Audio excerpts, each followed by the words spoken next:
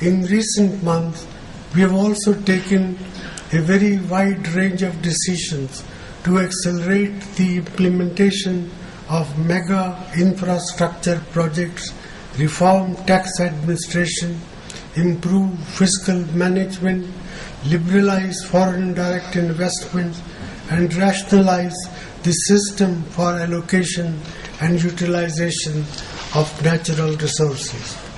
With greater political support, we could have legislated deeper reforms measures, for example, in the financial and insurance sector.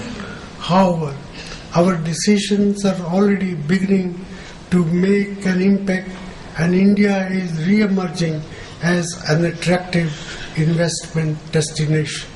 I am confident you will see the evidence clearly in the next few months. Third, India is changing in a way that is significant but not always evident to those who do not see the big picture. Over the past 10 years, our communication networks have expanded exponentially, and much of rural India will be connected by broadband in the very near future. About 1,000 institutions of higher education are today part of the high-speed national knowledge network. Telephony is now within the reach of everyone. The education sector has been rapidly reformed, with central universities having gone from 17 to 44 and the IITs and the IIMs doubling in number. At the primary level, nearly every child in India is going to school today.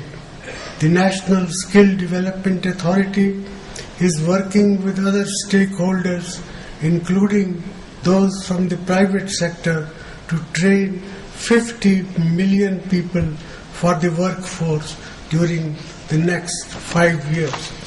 We have added over 17,000 kilometers of highways and more than 200,000 kilometers of new roads in rural areas. Our power generation capacity is expanding rapidly, aided by initiatives in solar, wind and nuclear energy to give ourselves a more sustainable energy future. Fourth, India's economic growth has not only accelerated, it has also become socially more inclusive and regionally more balanced. Inclusive development has always been the guiding principle of our government, and we have pursued it with great vigor and purpose in recent years. Our poverty levels are declining at faster rates. Economically, weaker states are growing at faster rates. Agricultural growth has accelerated, and real rural wages have increased 3 times since 2004. This is the result of path-breaking legislation and schemes that have created unprecedented rights to work, food security, and right to education. For our government, inclusive development is not merely a moral imperative or a political necessity, but an essential ingredient of sustainable long-term economic growth and social stability. Finally, one of our key priorities has been to provide open, transparent, accountable and clean government. The right to information, the Lokpal legislation, the government procurement bill, changes in the systems for the allocation of natural resources, and empowering our law enforcement and audit agencies are some of the steps we have taken in that direction. The task is complicated because we have to overhaul entrenched practices and systems while respecting the federal nature of our polity. Strengthening governance is an ongoing process, and we can never say that we have done enough. But I am confident that we are moving in the right direction.